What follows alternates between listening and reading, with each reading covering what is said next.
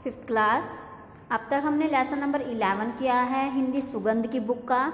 आज हम lesson number 12 शुरू कर रहे हैं, जो है हंसना भी एक कला है। कि हंसना भी एक कला है, इसको एक कला माना गया है। हंसने को कोई व्यक्ति हमें हंसाता है तो हर एक इंसान के अंदर ये क्वालिटी नहीं होती, ना हंसने की ना हंसाने की। प्रस्तुत पाठ परिचय में हम सबसे पहले पढ़ेंगे। प्रस्तुत पाठ में लेखक ने हंसना एक कला है जो कि हमारा जन्म सिद्ध अधिकार है। कि हंसना हमें जन्म के साथ ही, जब हमारा जन्म होता है उसके साथ ही हमें ये अधिकार मिलता है, हंसने का भी और रोने का भी। मानते हुए इसके विभिन्न ढंगों और मनुष्य द्वारा की जाने वाली हंसने की मूर्खतापूर्ण गतिविधियों पर प्रकाश डाला है। कि कोई ना कोई व्यक्ति कभी ना कभी कुछ ऐसा कार्य कर देता है जिससे इंसान को हंसी आ ही जाती है, तथा हंसने का महत्व बताते हुए इसने इससे होने वाले लाभ और उसकी हानियों का भी रोचक वर्णन किया है। कि उससे हमें क्या लाभ और क्या हानि होती है उसके बारे में बताया है। हम बहुत ही भाग्यशाली हैं कि ईश्वर ने हमें खुशी दिखाने के लिए हंसी का महत्वपूर्ण साधन दिया है। कि ईश्वर ने हमें खुशी दिखाने के लिए हंसी का एक महत्वपूर्ण साधन दिया है। अन्य जीव अपनी खुशी दूसरे तरीके से प्रकट करते हैं। हंसी का खजाना तो केवल मनुष्य के पास ही है। कि जिस प्रकार से मनुष्य हंस सकता है वैसा खजाना तो सिर्फ मनुष्य को ही भगवान ने दिया है। बाकी सभी तो अपनी खुशी अलग तरीके से ही प्रकट करते हैं। मनुष्य की हंसी का एक रहस्य यह भी है कि वह अधिकतर दूसरों की गलतियों को देखकर ही हंसता है। कि यह तो बिल्कुल रियलिटी है, बिल्कुल सच्चाई है कि लोग दूसरों की गलतियों को देखकर ही ज़्यादा मुस्कुराते हैं। संसार में जितने भी हंसी के कारण हैं उनमें से 3/4 यानी कि एक पूरे हिस्से का 3 भाग तो केवल इंसान की मूर्खतापूर्ण गतिविधियां ही हैं। हंसने के अनेक ढंग हैं। कोई मन ही मन में हंसता है, कोई ठहाके मारकर हंसता है, कोई ताली फटकार के, तो कोई पेट पकड़कर। मतलब हर इंसान के अपने हंसने का एक तरीका होता है। कोई इतनी जोर से हंसता है कि पड़ोसी भी समझ ले कि कोई हंसी की बात है। बस हंसना एक ढंग अलग अलग है। हर किसी का अपना हंसने का एक अलग तरीका होता है। मनुष्य एक बुद्धिमान प्राणी है, इसलिए वह अपने हर काम में वैज्ञानिकता चाहता है। कि वो एक समझदार प्राणी है और वो अपने हर काम में वैज्ञानिकता चाहता है। अतः प्रत्येक कार्य की छानबीन करता है। कि हर कार्य को छानबीन करने के बाद यानी खोज करने के बाद ही उसका आगे करता है। इसलिए उसने हंसने की ही भी छानबीन की है और पता लगाने का प्रयास किया है कि वह क्यों हंसता है, कैसे हंसता है, हंसने से उसे क्या लाभ हैं। इस खोज का परिणाम उसने यह निकाला है और समझा कि हंसना भी एक कला है। यद्यपि रोना उसे प्रकृति ने उसके जन्म के साथ दिया है।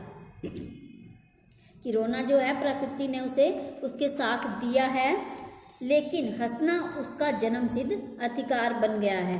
जैसे जैसे बच्चा बड़ा होता है माता पिता हंस कर उसके बातें करते हैं। धीरे धीरे वह भी मुस्कुराने और हंसने लगता है। कि जब बच्चा जन्म लेता है और उसके माता पिता उसके साथ हंस कर बातें करते हैं तो वह भी धीरे धीरे वही सीख जाता है।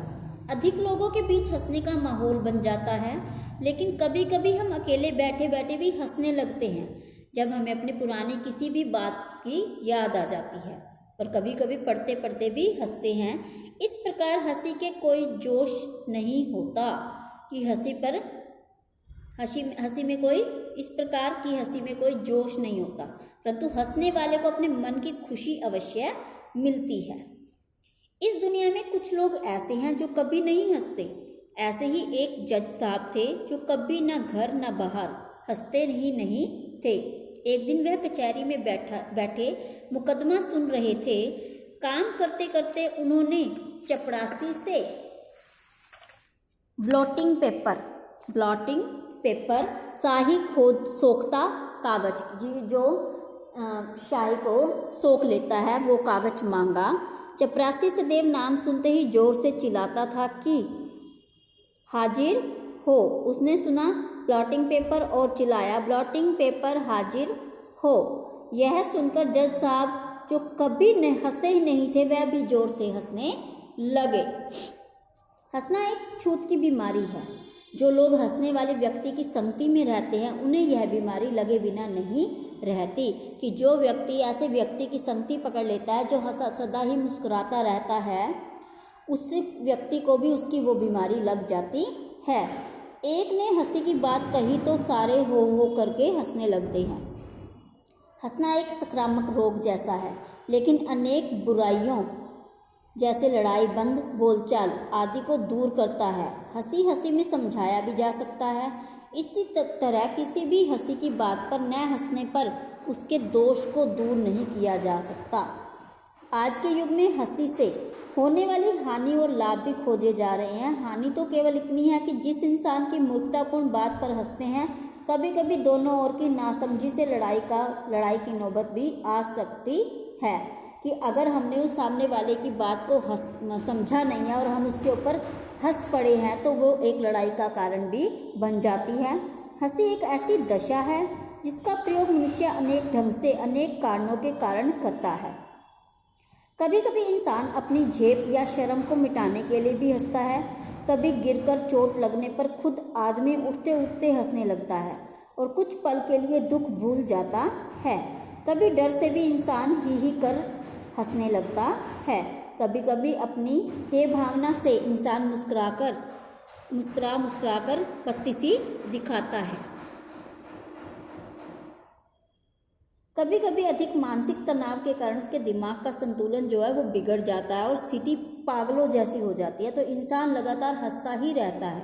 ना करे ईश्वर किसी के साथ ऐसा हो, कि भगवान किसी के साथ भी ऐसा ना करे। लाभ के लिए तो डॉक्टरों का कहना है कि जोर से आवाज़ करके या कहिए खुलकर हंसने से अथवा ठहाका लगाने से फेफड़े साफ हो जाते हैं। यानी कि जितनी जोर से हम हंसते हैं तो डॉक्टरों का कहना है कि हमारे जो फेफड़े हैं वो साफ हो जाते हैं, दिमाग का जो तनाव है वो कम हो जाता है और परिणाम स्वरूप स्वास्थ्य अच्छा बना रहता है। कि जो व्यक्ति हंसता ही रहता है वो हमेशा स्वस्थ भी रहता है। इसलिए दिन में एक बार अवश्य हंसना चाहिए, जिससे सांस के सभी अंगों का व्यायाम हो जाए और सांस की परेशानी या मानसिक तनाव दूर किया जा रहा है। कुछ ऐसे क्लब खोले गए हैं जहां जाकर लोग कुछ समय हंसते हैं। एक व्यापार की तरह कई शहरों में यह प्रयोग बहुत उच्च स्तर पर हो रहा है। कि इस लेसन में ये बताया गया है कि हंसना सेहत के लिए बहुत ही आवश्यक है। हर मनुष्य को हंसना चाहिए। हंसने से हमारा शरीर स्वस्थ होता है। जोर से हंसने से हमारे जो फेफड़े हैं वो बिल्कुल साफ हो जाते हैं और सांस लेने की जो परेशानी होती है कई लोगों को वो भी दूर हो जाती है। हमारे दिमाग में जो तनाव आ जाता है किसी न किसी बात को लेकर, वो सब दूर हो जाते हैं। उसके बाद हमारा अगला टॉपिक आता है इसी लेसन के श्रुत लेख। जन्म सिद्ध, फर्स्ट है हमारा जन्म सिद्ध मूर्खतापूर्ण गतिविधियों महत्वपूर्ण। उसके बाद चौथा हिस्सा बुद्धिमान ब्लॉटिंग पेपर, जो सही सुखाने वाला पेपर होता है। मानसिक यानी दिमाग से। वैज्ञानिकता, यद्यपि हम इन दो प्रकार से लिख सकते हैं। माहौल कि वहाँ का वातावरण कैसा है। कचहरी, मुकदमा, चपरासी, संक्रामक, व्यायाम। ये हमारे श्रुतलेख हैं जो कि आपने नोटबुक में लिखने हैं। उसके बाद आते हैं हमारे शब्दार्थ कि शब्द के क्या अर्थ होते हैं। कुछ शब्द ऐसे होते हैं जिनका अर्थ जानना बहुत जरूरी होता है। भाग्यशाली, खुशनसीब, साधन, उपकरण कि किस उपकरण का प्रयोग किया जा रहा है। रहस्य, गुप्त भेद, इंसान, मनुष्य, ढंग, तरीका, छानबीन, खोज, परिणाम हल, माहौल वातावरण, हाजिर उपस्थित, संक्रामक रोग छूत की बीमारी, नौबत हालात, उपचार उपाय। उसके बाद हमारा नेक्स्ट जो टॉपिक है वो है इस लेसन के मौखिक प्रश्न। निम्नलिखित प्रश्नों के उत्तर मौखिक रूप में दीजिए। हंसी का खजाना किसके पास है? फर्स्ट क्वेश्चन जो है हमारा, हंसी का खजाना किसके पास है? तो इसका आंसर आएगा हंसी का खजाना मनुष्य के पास है। जो इसमें किसके लिखा हुआ है उसकी जगह मनुष्य के ये ऐड कर देंगे तो ये पूरी लाइन हमारा आंसर बन जाएगी। हंसी का खजाना किसके पास है? हंसी का खजाना मनुष्य के पास है। बच्चा कब हंसने और मुस्कुराने लगता है? जब उनके माता पिता उनसे हंसकर बातें करते हैं तब बच्चा हंसने और मुस्कुराने लगता है। हंसना किस रोग जैसा है? हंसना संक्रामक रोग जैसा है। हंसना किस रोग जैसा है? हंसना संक्रामक रोग जैसा है। प्राकृतिक ने हमें जन्म के साथ क्या दिया है? प्राकृतिक ने हमें जन्म के साथ हंसी का एक महत्वपूर्ण साधन दिया है।